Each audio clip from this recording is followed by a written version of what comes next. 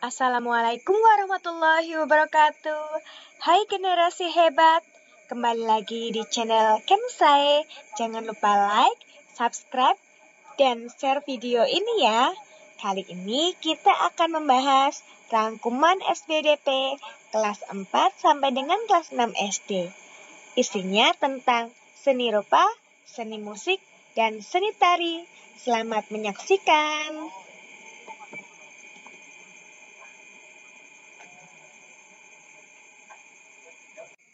Untuk materi seni budaya dan prakarya di SD bisa dibagi menjadi 3 seni, yaitu seni rupa, seni musik, dan seni tari. Yang akan dibahas di seni rupa adalah seni rupa 3 dimensi, karya seni tempel, gambar cerita, karya seni rupa daerah, reklame, dan patung. Seni musik kita akan membahas tempo dan isi lagu, tangga nada, dan interval nada. Sedangkan untuk seni tari kita akan belajar tentang tarian daerah, pola lantai, dan tari kreasi daerah. Selamat belajar! Kita mulai dengan belajar seni rupa. Seni rupa merupakan satu cabang yang menghasilkan karya seni dengan media yang mampu dilihat dan dirasakan oleh panca indera. Seni rupa berdasarkan wujud terbagi menjadi 2 jenis. Seni rupa 2 dimensi merupakan karya seni yang memiliki 2 ukuran, yaitu panjang dan lebar. Seni rupa 2 dimensi hanya mampu dinikmati dari arah depan. Sedangkan seni rupa 3 dimensi merupakan karya seni yang memiliki 3 ukuran, yaitu panjang, lebar, dan tinggi atau bervolume. Berbeda dengan seni rupa 2 dimensi, seni rupa 3 dimensi mampu dilihat dari berbagai arah. Ayo kita saksikan contoh-contohnya. Seni rupa 2 dimensi bisa berbentuk lukisan, foto, poster, banner, karikatur, kaligrafi, mozaik, dan logo.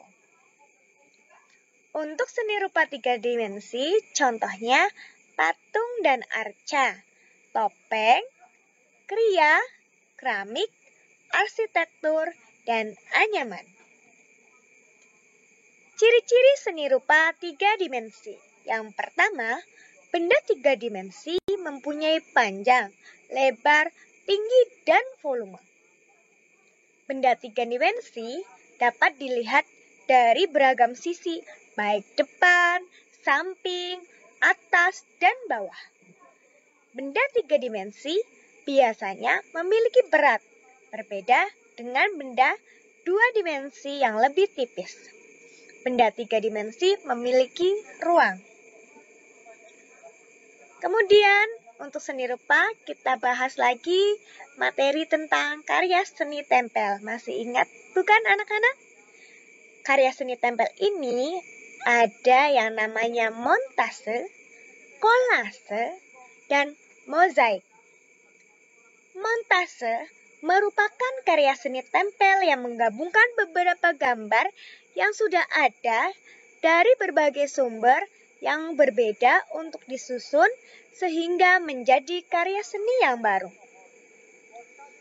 Lihatlah hasil karya berikut. Ini merupakan potongan dari berbagai sumber yang akan membentuk suatu cerita. Kemudian untuk kolase merupakan karya seni dari material yang berbeda, jenis dan temanya.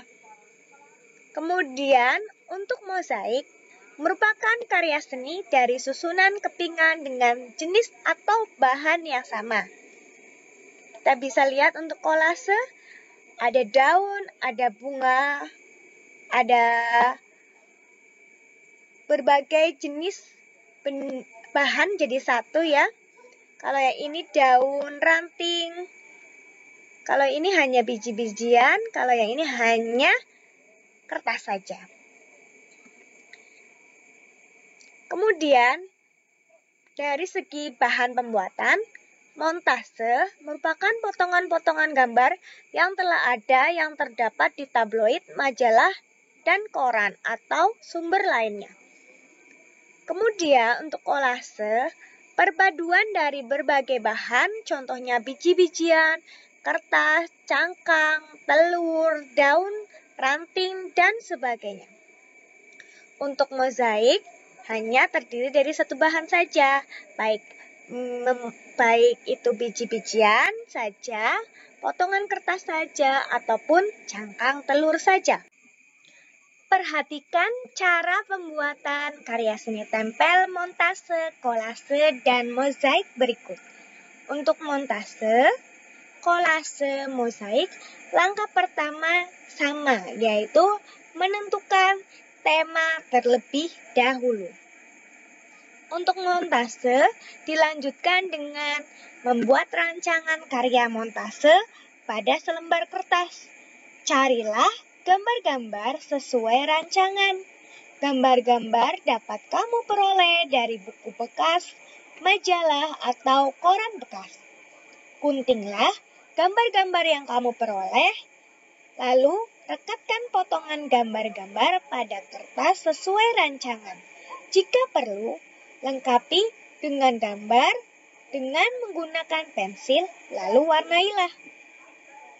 Untuk kolase, setelah menggambar pada selembar kertas sesuai tema yang dipilih, siapkan bahan untuk kolase, misalnya kertas, kain, kayu, atau biji-bijian. Potong-potong bahan kolase kecuali biji-bijian. Tempelkan potongan-potongan bahan pada gambar. Untuk mozaik, buatlah gambar pada selembar kertas sesuai tema yang dipilih. Siapkan bahan untuk mozaik, misalnya kertas atau kain. Potong-potong kain atau kertas menjadi potongan kecil-kecil. Lalu tempelkan potongan-potongan bahan pada gambar. Perbedaan mozaik dan kolase yaitu terdiri dari jenis bahan yang digunakan. Untuk kolase, itu menggunakan berbagai paduan bahan, sedangkan mozaik hanya menggunakan satu jenis bahan saja. Materi berikutnya tentang seni rupa adalah gambar cerita. Gambar cerita adalah gambar atau serangkaian gambar yang mengandung sebuah cerita. Gambar cerita adalah perpaduan antara sebuah gambar dan tulisan yang membentuk suatu cerita. Di dalam gambar cerita, sebuah gambar menunjukkan adanya kegiatan yang dilakukan tokoh dalam cerita itu. Tokoh yang termasuk dalam gambar cerita dapat berupa manusia, hewan, tumbuhan, maupun benda-benda yang berada di sekitar kita, seperti meja, buku, dan sebagainya. Fungsi gambar cerita adalah untuk memperjelas, memperkuat, memperindah, memperkaya, atau menerangkan sebuah cerita agar mudah dipahami. Berikut bentuk gambar cerita. Yang pertama, cerita bergambar. Komik, cover buku, pamflet, kartun, dan karikatur.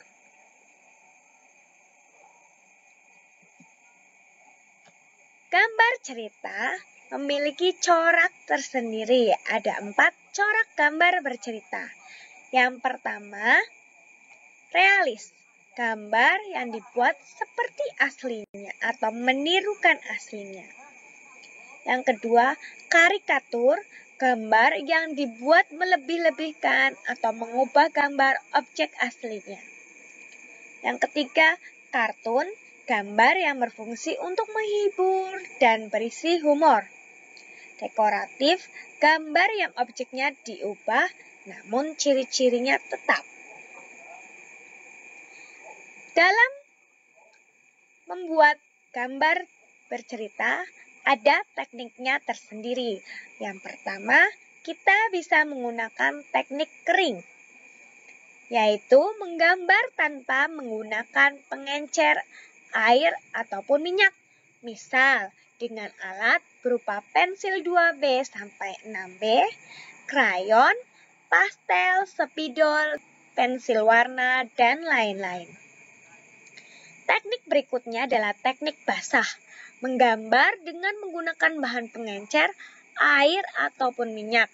Misalnya dengan cat air, cat minyak, tinta bak, atau tinta Cina, dan cat poster. Nah, dalam membuat gambar bercerita ada langkah-langkahnya. Yang pertama, gagasan. Gagasan bersumber dari bacaan. Setelah menentukan gagasan, tentukanlah adegan apa yang akan digambar, siapa saja tokohnya, bagaimana suasananya, serta media yang akan digunakan. 2. Sketsa.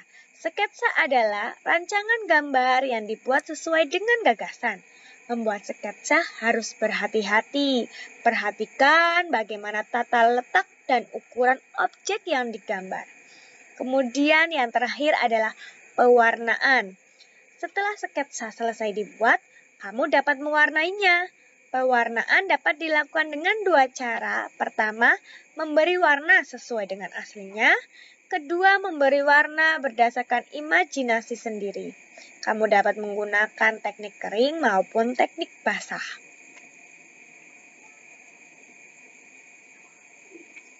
Gambar cerita. Adapun media gambar yang bisa kamu gunakan untuk menggambar adalah yang pertama, medianya alas gambar. Merupakan media atau tempat untuk menuangkan gambar. Bisa menggunakan kanvas, kain, kertas, atau bahkan kaca dan komputer. Kemudian, untuk media pewarnanya bisa menggunakan pensil warna dan cat air. Tergantung kamu mau memakai teknik basah atau teknik kering. Nah, di sini telah ada sebuah gambar cerita, tapi belum ada tulisan atau rangkaian ceritanya.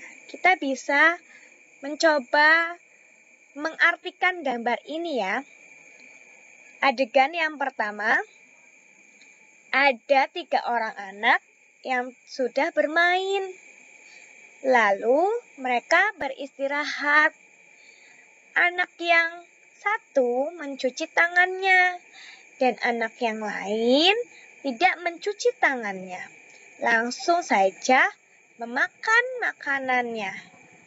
Kemudian hari setelah kejadian itu, si anak yang tidak cuci tangan jatuh sakit karena memakan makanan dengan tangan yang kotor. Nah, ada lagi gambar bercerita yang seperti ini. Kalian tidak asing kan dengan cerita ini? Coba diperhatikan baik-baik. Ada orang jadi batu. Ya benar, cerita maling kundang. Adegan pertama, maling kundang bersama istrinya pergi ke kampung halamannya maling kundang. Jadi, mereka berdua bertemu dengan seorang ibu. Dan ibu tersebut ternyata ibunya maling kundang. Tapi, maling kundang malu melihat pakaian ibunya yang compang-camping. Jadi, dia tidak mau mengakuinya.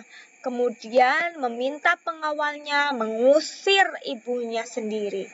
Lalu dengan rasa sakit hati, sang ibunda memohon kepada Tuhan untuk membuat anaknya jera karena telah menjadi anak yang durhaka. Lalu petir menyambar dan maling kundang menjadi batu.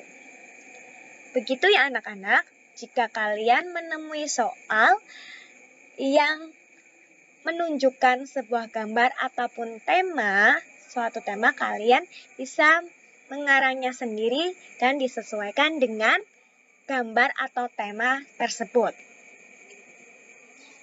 Lalu, berikutnya kita akan membahas karya seni rupa daerah.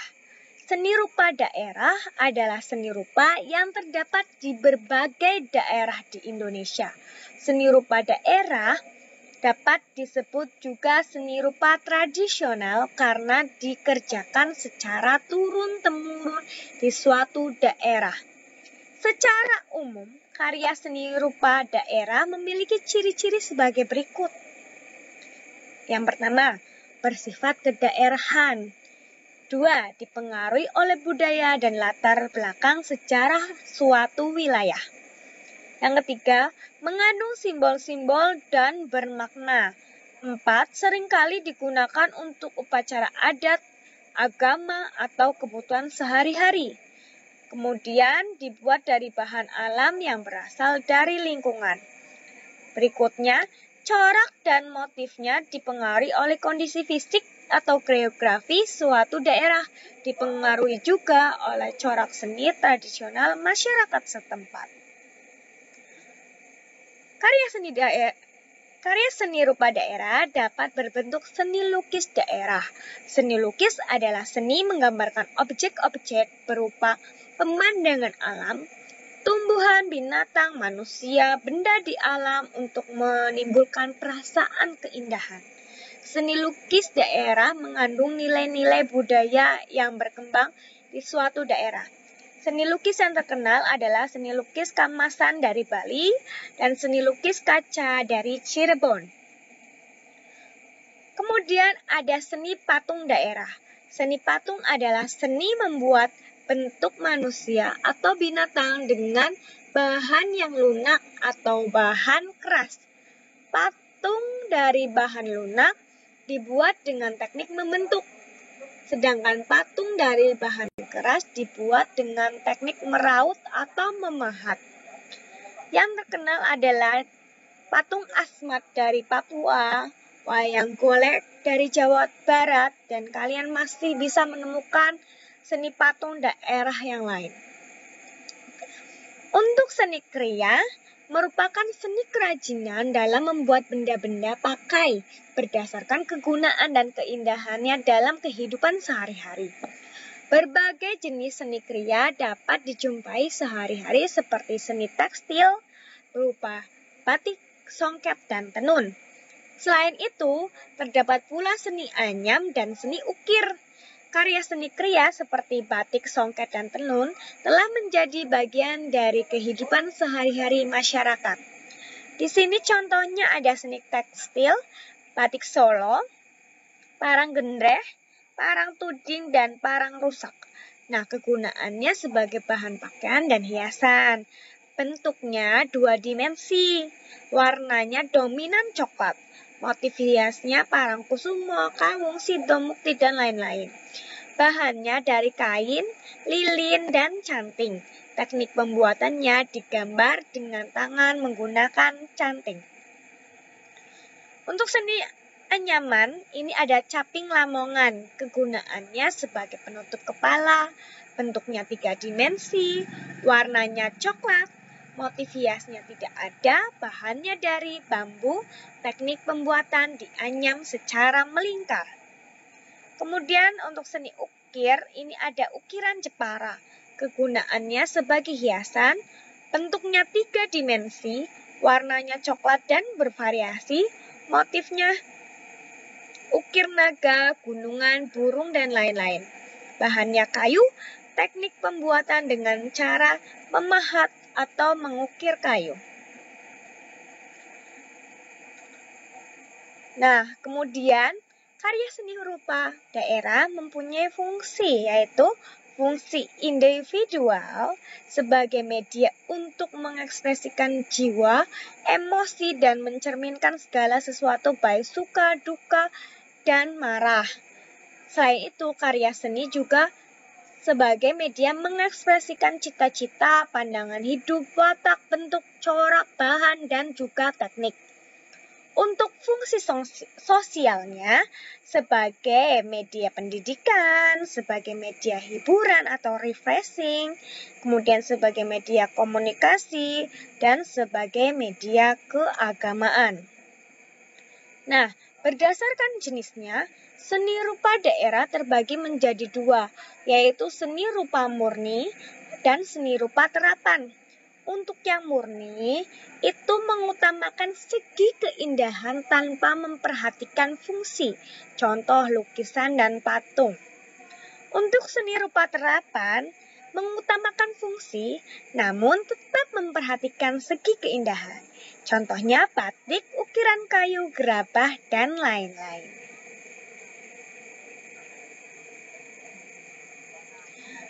Nah, materi berikutnya dari seni rupa yaitu reklame.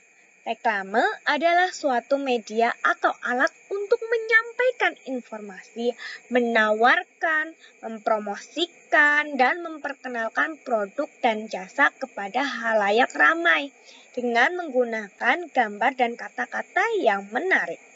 Reklame dibuat dengan gaya yang menarik sehingga dapat meningkatkan daya tarik konsumsi untuk membeli barang yang ditawarkan.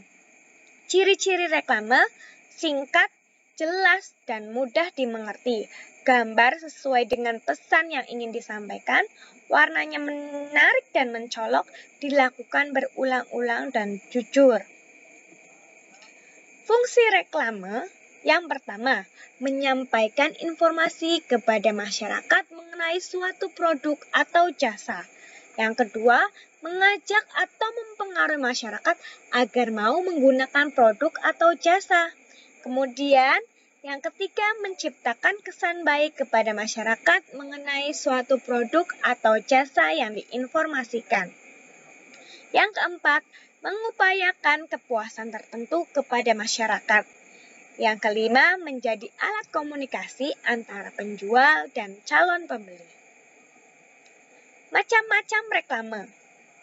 Yang pertama, spanduk. Spanduk adalah reklame yang dibuat secara ringkas, padat, dan jelas dengan media kain. Kunci utama untuk membedakannya adalah medianya terbuat dari kain atau sejenisnya yang dibentangkan di antara dua tiang di tempat strategis. Untuk yang kedua, brosur. Brosur adalah reklame yang dibuat pada selembar kertas dengan informasi lebih rinci dan jelas. Reklame jenis ini disampaikan dengan cara disebarluaskan secara langsung agar dibaca dan dipahami oleh target pembaca. Jadi lebih banyak tulisannya daripada gambarnya. Untuk yang ketiga, poster. Poster adalah reklame yang berupa selebaran kertas dengan berisi gambar dan tulisan. Reklame jenis ini dibuat semenarik mungkin. Untuk penyebaran poster ditempel di tempat-tempat umum yang strategis dan mudah dijangkau oleh publik. Kalau poster lebih banyak gambarnya daripada kata-katanya atau tulisannya. Kita lihat contohnya. Ini untuk spanduk ya. Ada spanduk, caranya dibentangkan. Biasanya ada yang dibentangkan di tiang ataupun di pohon, antar pohon. Untuk brosur bisa kita lihat ya. Gambarnya lebih sedikit, tulisannya yang lebih banyak. Untuk poster kebalikannya, gambarnya lebih dominan, tulisannya yang sedikit. Kemudian baliho. Baliho adalah reklame yang berisi gambar atau tulisan yang menarik dan informatif dengan ukuran besar. Baliho dipasang di tempat umum dan strategis menggunakan tiang besar, kuat namun semi permanen. Artinya dapat dipindah atau dibongkar pasang. Yang kelima, billboard adalah jenis reklame yang berisi gambar atau tulisan yang menarik dan informatif dengan ukuran besar seperti baliho. Hanya saja, reklame jenis ini ditempatkan pada atap dinding toko atau instansi tertentu dengan sifat permanen, artinya tidak bisa diubah atau dipindah-pindah lagi. Kemudian yang keenam, banner. Banner adalah jenis reklame yang bentuk dan isinya sama dengan baliho dan billboard, namun dalam ukuran yang lebih kecil. Banner ditempatkan di dalam atau depan ruangan toko menggunakan penyangga, jadi mudah untuk diposisikan atau diatur penempatannya. Kita lihat contohnya. Ini yang untuk baliho. Biasanya tiang seperti ini ya, semi permanen. Kemudian billboard itu yang di atap gedung seperti ini atau di atap toko ya. Kemudian banner ini yang seperti ini, mudah untuk sekali dipindah-pindah sesuai kebutuhan. Yang ketujuh, leaflet. Leaflet adalah reklame yang berupa lembaran kecil yang dilipat dan berisi informasi lengkap dan rinci. Kalau embalase adalah reklame yang ditempatkan langsung pada kemasan produk, berfungsi sebagai daya tarik pemberitahuan informasi tentang produk tersebut. Untuk buklet adalah buku berukuran kecil, setengahnya kuarto dan tipis, tidak lebih dari 30 halaman bolak-balik, yang berisi tulisan dan gambar-gambar. Buklet berisi tentang informasi produk dan biasanya digunakan oleh pemilik usaha untuk mempromosikan produknya, serta bersifat sebagai media promosi atau anjuran kepada masyarakat. Kita lihat ya. Nah, ini selembar kertas tapi bisa ditekuk atau ada lipatannya. Jadi nanti membawa atau menyebarkannya lebih ringkas lagi. Untuk embalase itu ibaratnya suatu bungkus produk. Kalau buklet bentuknya mirip buku tapi lebih kecil dan lebih tipis. Nah, jenis reklame juga dapat dibagi atau dipisahkan menurut tujuan pembuatannya. Yang pertama, reklame non-komersil. Artinya dibuat untuk kepentingan sosial. Isinya mengajak, menghimbau, menyampaikan informasi kepada masyarakat agar bersedia mengikuti pesan yang disampaikan. Contohnya, gerakan kesehatan atau hidup bersih, vaksin, gunakan masker, dan lain sebagainya. Reklame komersial adalah reklame yang dibuat untuk kepentingan bisnis. Tujuannya agar mendapatkan keuntungan sebesar-besarnya. Reklame ini dibuat oleh perusahaan. Kemudian reklame menurut sifatnya. Ada reklame peringatan, ada reklame permintaan atau ajakan, ada reklame penerangan. Untuk jenis menurut pemesanannya, ada reklame luar ruangan, ada reklame dalam ruangan. Menurut medianya, ada reklame luar audio atau dengan bunyi-bunyian saja seperti iklan radio, reklame visual atau hanya dengan dilihat saja seperti baliho, spanduk, dan lainnya.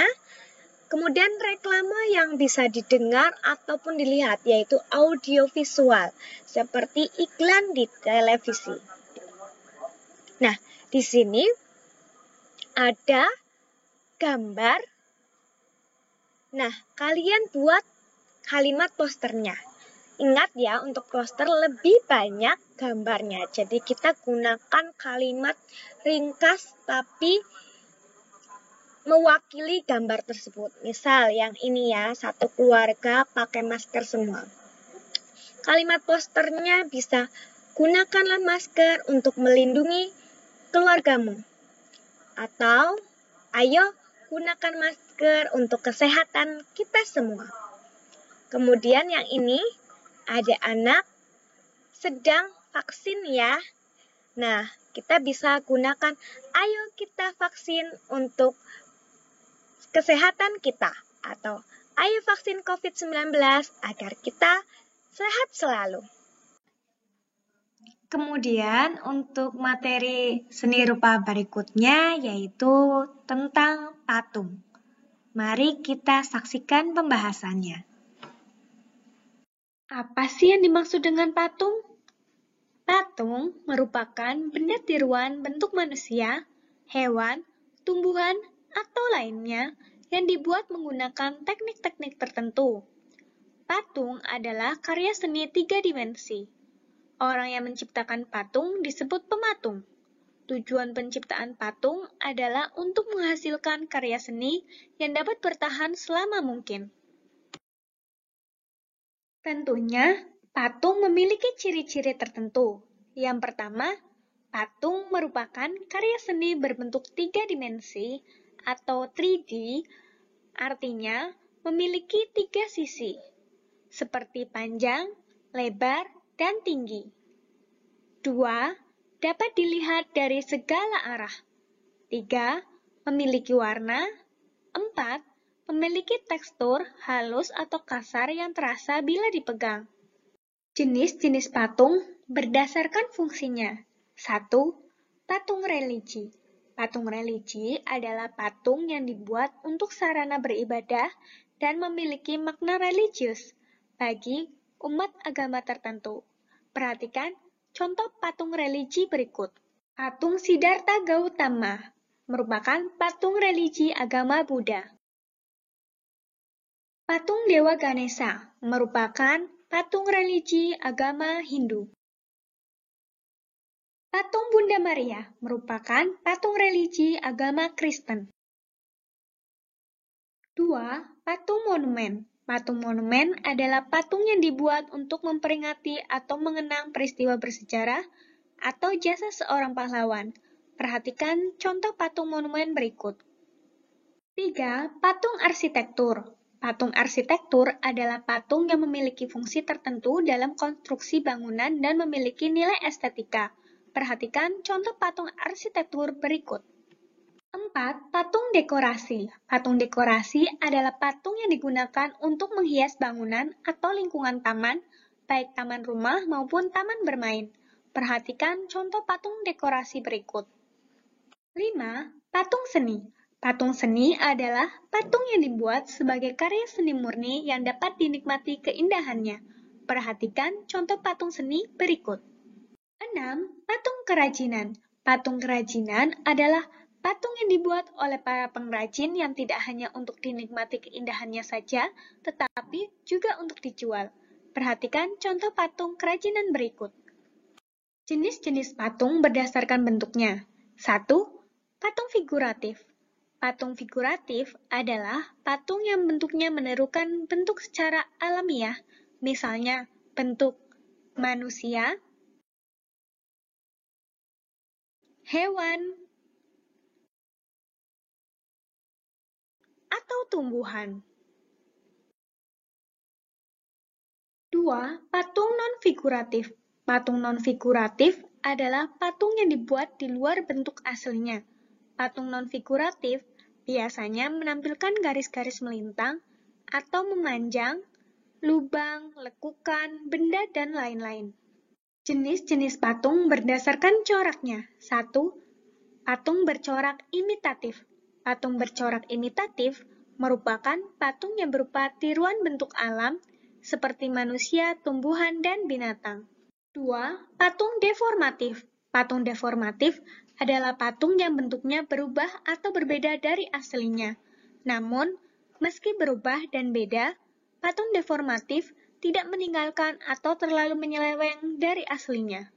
3. Patung non-figuratif.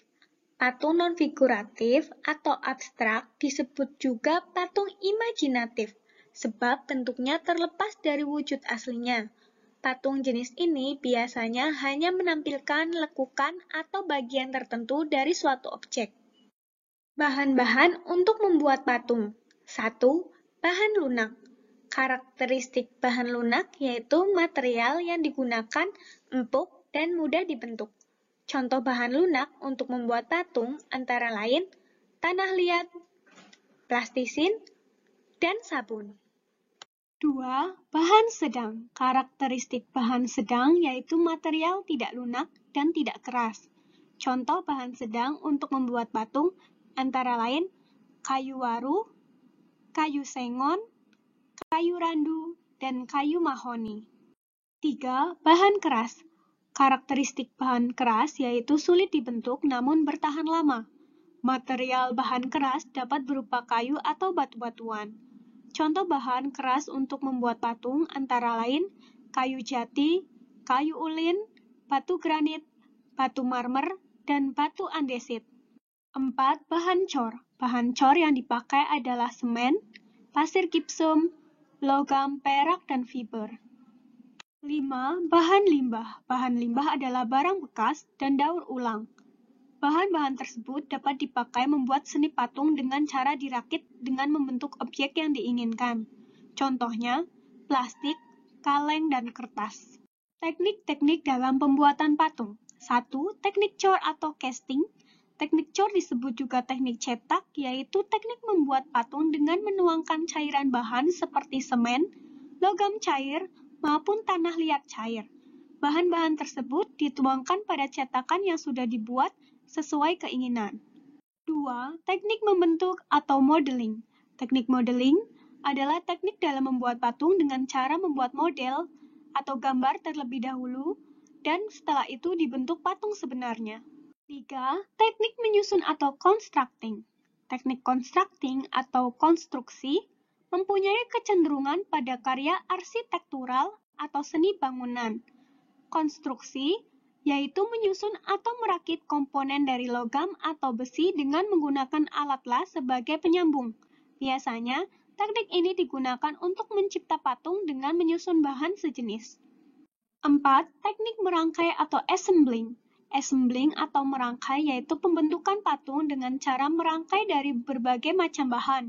Bahan-bahan yang digunakan dalam merangkai antara lain adalah kain bekas, logam, karet, kulit, kaca, plastik, kayu, dan lain-lain. 5. Teknik memahat atau carving. Teknik pahat digunakan untuk membuat patung yang berbahan keras, misalnya batu dan kayu. Teknik pahat yaitu teknik membuat patung dengan cara mengurangi bahan sedikit demi sedikit dengan menggunakan alat pahat hingga tercipta bentuk yang diinginkan. 6. Teknik putsir. Teknik putsir digunakan untuk membuat patung yang berasal dari bahan-bahan yang lunak seperti tanah liat, gipsum, atau lilin. Teknik putsir yaitu teknik membuat patung dengan cara mengurangi dan menambah bahan menjadi bentuk sesuai desain yang diinginkan. Kemudian bentuk patung-patung berikutnya yaitu ada patung dada atau bust atau potret, kemudian patung torso, patung lengkap atau tubuh. Contohnya, untuk patung dada yaitu dari kepala hingga dada tanpa lengan, hanya dari dada ke atas. Kemudian untuk patung torso, dari leher sampai ke pantat ya, tanpa kaki, tanpa lengan, dan tanpa kepala. Untuk patung lengkap yaitu dari kepala, tangan, badan, hingga kaki. Keseluruhan menyerupai sosok seorang manusia atau tubuh hewan yang lengkap maupun tubuh manusia yang lengkap. Alat untuk membuat patung yaitu ada putsir dan meja putar. Ini untuk teknik putsir. Untuk teknik pahat, ada alat yang namanya pahat kayu ukir, palunya seperti ini. Kemudian untuk teknik cetak atau cor, kita menggunakan cetakan. Adapun sudip dan cetok, itu untuk menambah teknik-teknik cor. Kemudian ada pahat batu dan palu khusus untuk pahat batu. Kemudian tang kakak tua untuk teknik merangkai dan lain sebagainya.